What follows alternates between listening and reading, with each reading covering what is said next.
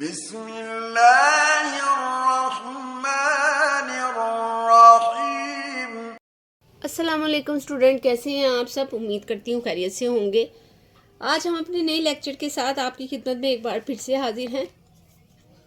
ہمارا نیا لیکچر ہے خصائل و شمائل۔ یہ سیرت نبوی میں سے ہے اور اس کو آج ہم ریڈ کریں گے۔ اس میں کیا کیا چیزیں امپورٹنٹ ہیں اور اس میں ایم سی کیوز کون کون سے ہیں اس کو ہم دیکھیں گے، ٹھیک ہے؟ آپ نے اسے بڑے اچھے سے سننا ہے اور کہیں سے بھی اس کو سکپ نہیں کرنا تاکہ ساری چیزوں کی آپ کو آسانی سے سمجھ میں آ جائے۔ تو اس میں کیا کیا چیزیں امپورٹنٹ ہیں اور کیا کیا چیزیں نہیں امپورٹنٹ وہ سارا ہم ڈسکس کریں گے۔ سب سے پہلے ہم جانیں گے کہ اس میں ہے کیا کیا۔ آپ نے اس کی ساری ریڈنگ کو بڑے غور سے سننا ہے اور اس میں بڑی امپورٹنٹ باتیں جو میں بتانے والی ہوں وہ اس کے ایم سی کیوز میں سے امپورٹنٹ کون سا ہے اور پیپر کس نوعیت کا آ سکتا ہے، اور اس کے علاوہ ایک لاسٹ میں جو بہت ہی امپورٹنٹ ہے آپ لوگوں کے لیے، اس لیے لہٰذا کہیں سے بھی آپ نے اسے سکپ نہیں کرنا۔ خصائل و شمائل کے معنی و مفہوم سے واقف ہو سکیں گے۔ اس میں نبی کریم صلی اللہ علیہ وسلم کے حلیہ مبارک اور حسن معاشرت کے متعلق جان سکیں گے، ان کا شجرہ نسب کیا ہے وہ جان سکیں گے، حلیہ مبارک اور مختلف معجزات ہیں وہ جان سکیں گے، اور اس کے علاوہ آداب گفتگو کے متعلق جان سکیں گے، ٹھیک ہے؟ آگے ہے اخلاق و عادات، ان کو عملی زندگی میں اپنا حصہ بنائیں گے۔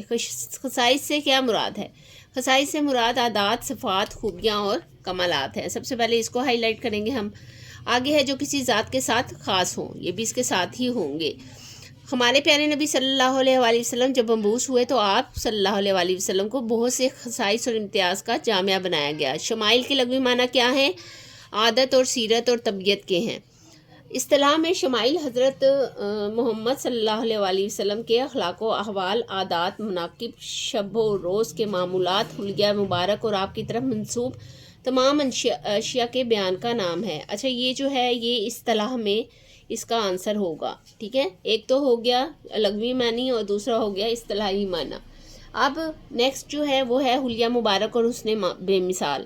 نبی کریم خاتم النبیین صلی اللہ علیہ وآلہ وسلم بے مثال حسن و جمال اور کمالات سے متصف تھے۔ صحابہ کرام رضی اللہ تعالیٰ عنہم نے اپنے اپنے انداز میں نبی کریم خاتم النبیین کا حلیہ مبارک اور بے مثال حسن بیان کیا ہے۔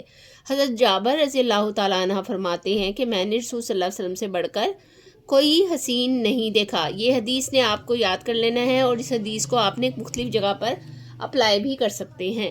آگے ہے حضرت علی مرتضیٰ کرم اللہ وجہہ نبی کریم خاتم النبیین صلی اللہ علیہ وآلہ وسلم کے حلیہ مبارک کا تذکرہ فرماتے ہوئے کہا کرتے تھے کہ آپ نہ زیادہ لمبے تھے نہ چھوٹے قد والے تھے بلکہ میانہ قد کے تھے، اور آپ کے بال مبارک نہ بالکل پیچ دار تھے نہ بالکل سیدھے تھے، نہ موٹے بدن کے تھے اور نہ ہی گول چہرے کے، البتہ تھوڑی سی گولائی آپ کے چہرہ مبارک میں تھی، یعنی چہرہ انوار نہ بالکل گول تھا نہ بالکل لمبا بلکہ دونوں کے درمیان تھا، اور سفید سرخی مائل تھا۔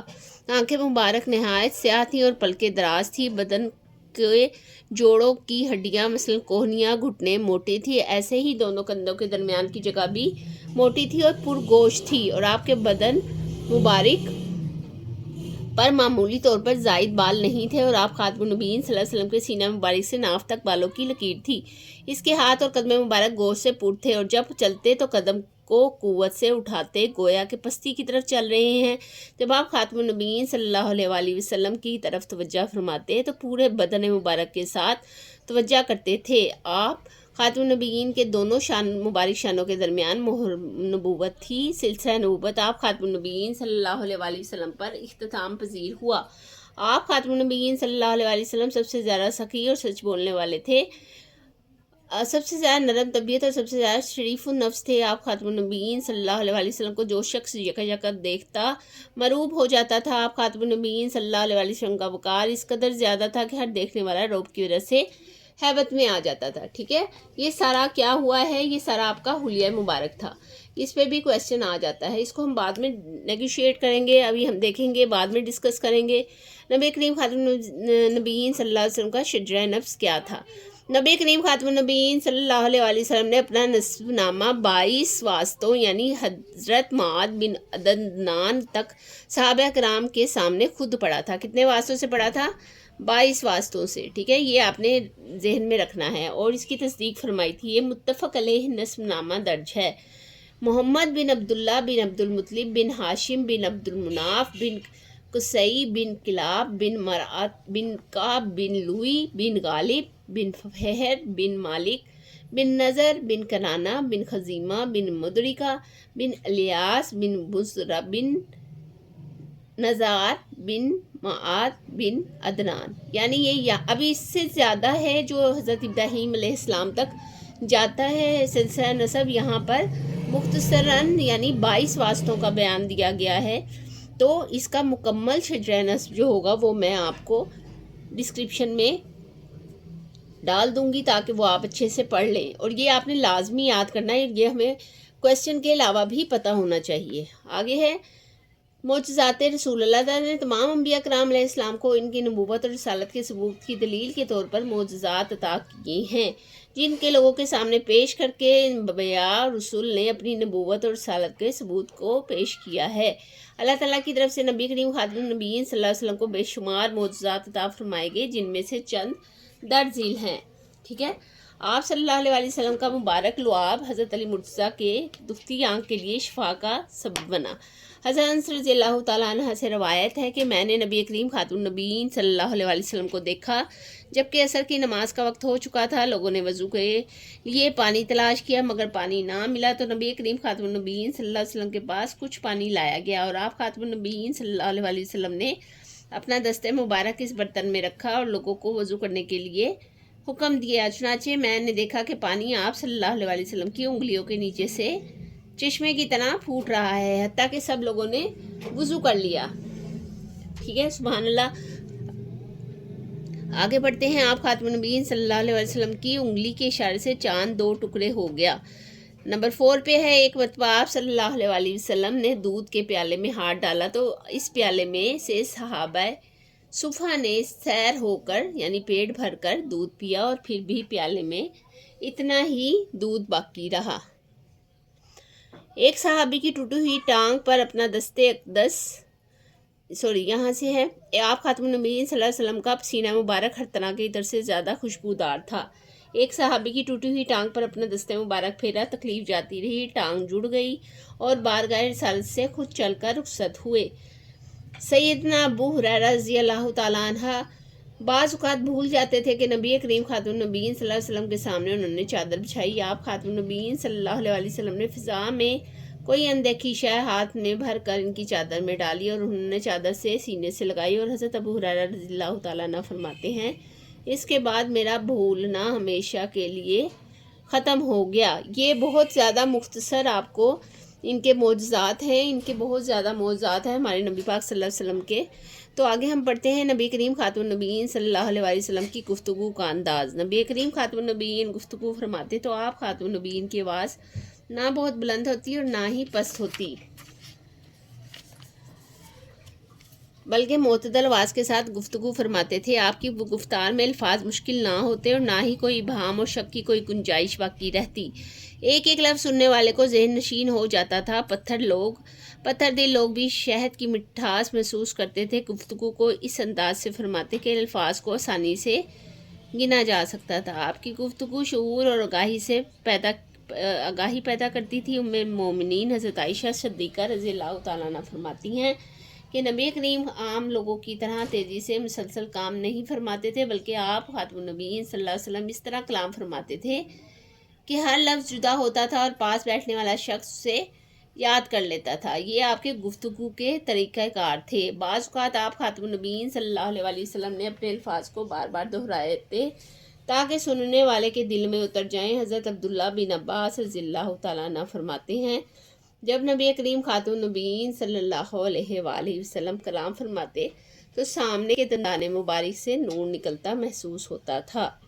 سبحان اللہ. آگے دیکھتے ہیں نبی کریم خاتم النبیین صلی اللہ علیہ وسلم کی نشست و برخاست کا انداز یعنی اٹھنے بیٹھنے اور آنے جانے کا انداز. آپ خاتم النبیین صلی اللہ علیہ وسلم مجلس کی صورتحال کے مطابق انداز اختیار فرماتے. مجلس میں روب وقار اور عجز و انکسار کا حسین امتزاج تھے. بعض اوقات نبی کریم خاتم النبیین صلی اللہ علیہ وسلم تکیہ بھی استعمال فرماتے تھے. بعض اوقات فجر کی نماز کے بعد مسجد میں ہی بیٹھ کر مختلف اذکار فرماتے تھے. مجلس برخاست ہوتے ہی یہ کلمات ادا فرماتے تھے: سبحانک اللہم و بحمدک اشہد ان لا الہ الا انت استغفرک و اتوب الیک. ملنے جلنے کے انداز کیا تھے نبی صلی اللہ علیہ وسلم کے؟ ملنے جلنے کے انداز تھے نبی کریم صلی اللہ علیہ وسلم کسی سے ملاقات فرماتے تو اس کی طرف حقارت سے نہیں دیکھتے تھے، بلکہ چہرہ انور اس کی طرف پھیرتے اور پوری توجہ سے اس کی بات سنتے تھے۔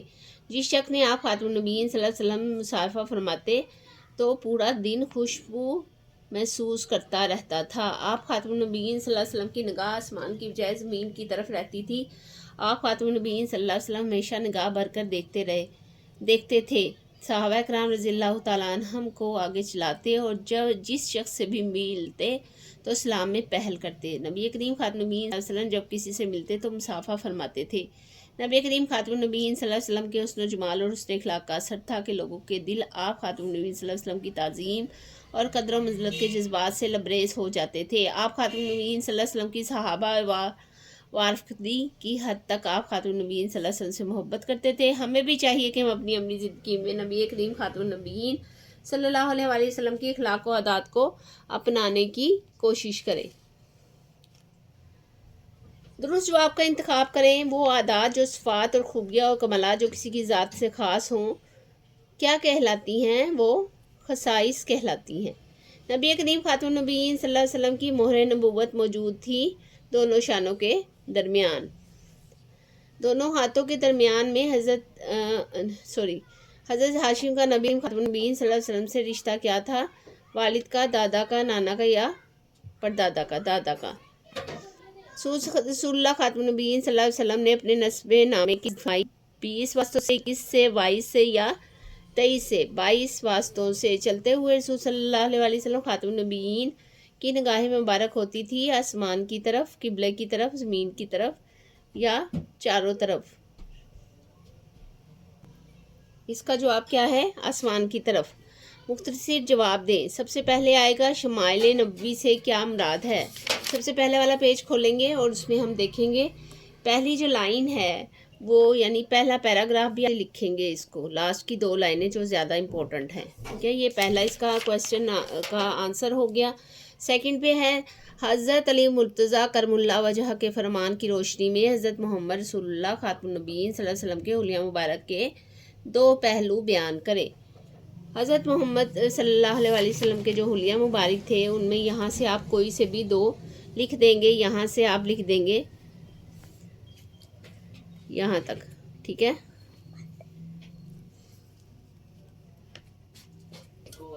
یہ دوسرا ہو گیا۔ اب تیسرا جو ہمارے پاس کویسچن ہے وہ ہمارے پاس ہے سیرت نبی خاتم النبیین صلی اللہ علیہ وسلم کی روشنی میں گفتگو کے 3 آداب لکھیں، ٹھیک ہے؟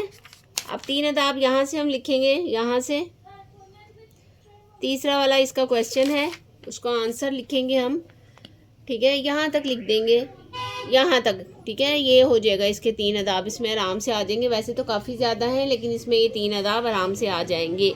آگے ہے حضرت محمد صلی اللہ علیہ وسلم کی کوئی سے 2 معجزات تحریر کریں۔ کون سے 2 معجزات ہوں گے؟ کوئی سے 2 معجزات یہاں سے ہم لکھ دیں گے، یہاں سے لے کر یہاں تک ہم لکھ دیتے ہیں، ٹھیک ہے؟ یہ ہو گئے اس کے کوئی سے معجزات، ٹھیک ہے؟ نمبر 4 پہ آگے ہمارے پاس آگے حضرت محمد صلی اللہ علیہ وسلم کے مبارک شجر نفس کی پہلی 4 شخصیات کا نام لکھے۔ یہاں سے لے کے محمد بن عبداللہ سے لے کر عبد المطلب بن ہاشم بن عبدالمناف بن قصی بن کلاب یہاں تک لکھ لیجئے گا آپ، پہلی لائن اس میں سارے کور ہو جائیں گے۔ آگے آ جاتے ہیں تفصیلی جواب دے پہ۔ تفصیلی جواب میں کیا ہے؟ حضرت محمد رسول صلی اللہ علیہ وسلم خاتم النبیین صلی اللہ علیہ وسلم کی خصائص و شمائل پر تفصیلی نوٹ لکھیں۔ اس میں کیا لکھیں گے آپ؟ اس میں آپ سارا پہلے والا پیج لکھ دیں گے، ٹھیک ہے؟ اس میں کافی چیزیں آ جائیں گی۔ خصائص اور کیا لکھا ہے انہوں نے؟ خصائص اور شمائل، شمائل یعنی اس میں یہ ساری چیزیں آئیں گی۔ تھوڑے سے آپ اس میں معجزات ایڈ کریں گے، کچھ معجزات لکھ دیجئے گا، مختصر کر لیجئے گا، اور لیکن یہ شروع سے آئے گا۔ حسن مبارک اور حلیہ مبارک میں کچھ ایڈ کر دیجئے گا، احاف اس کا ایڈ کر دیجئے گا، لیکن شجر نفس آپ سارا لکھیں گے، ہیڈنگز آپ ساری لکھیں گے۔ معجزات میں سے 4 لکھ دیجئے گا، 7 ہیں۔ گفتگو میں سے 2 لکھ دیجئے گا، اور نشست و برخاست میں ہے ہی 1 تو 1 ہی لکھیں گے، اور ملنے جلنے کے آداب میں 1 لکھ دیجئے گا، اور لاسٹ والی لائن ضرور آپ نے ایڈ کرنی ہے۔ امید کرتی ہوں کہ آج کا لیکچر آپ کو اچھے سے سمجھ میں آیا ہوگا، جو بھی ہم نے پڑھا، جو بھی ہم نے دیکھا، اور جو بھی ہم نے سمجھا یہ سارا سمجھ میں آیا ہوگا. اس میں یہ امپورٹنٹ ترین کویسچنز میں نے آپ کو کہا تھا میں بتاؤں گی، تو یہ سب سے امپورٹنٹ ہے جو لینتھی والا کویسچن ہے، اور اس کے علاوہ یہ والا جو سیرت نبی ہے اور سب سے پہلے والا. ٹھیک ہے، یہ آپ نے ضرور یاد کرنے ہیں، اور آپ نے اس کے جو پیپرز دینے کا طریقہ ہے اس میں آپ نے اس کو ود ہیڈنگز اور پریزنٹیشن کے ساتھ ضرور لکھنا ہے. اس کے علاوہ اس بارے میں آپ کو ڈسکرپشن میں بھی ڈال دوں گی، جو آپ وہاں سے آسانی سے دیکھ کر اور یاد کر سکتے ہیں. اپنا بہت سارا خیال رکھیے گا، میرے چینل کو لائک اور سبسکرائب کیجیے گا تاکہ ہر نئی آنے والی ویڈیو سے آپ باخبر رہیں، بہت سی اہم باتیں آپ تک پہنچتی رہیں. نیکسٹ ویڈیو میں نیکسٹ لیکچر کے ساتھ آپ سے ایک بار پھر ملاقات ہوگی. تب تک کے لیے اللہ حافظ.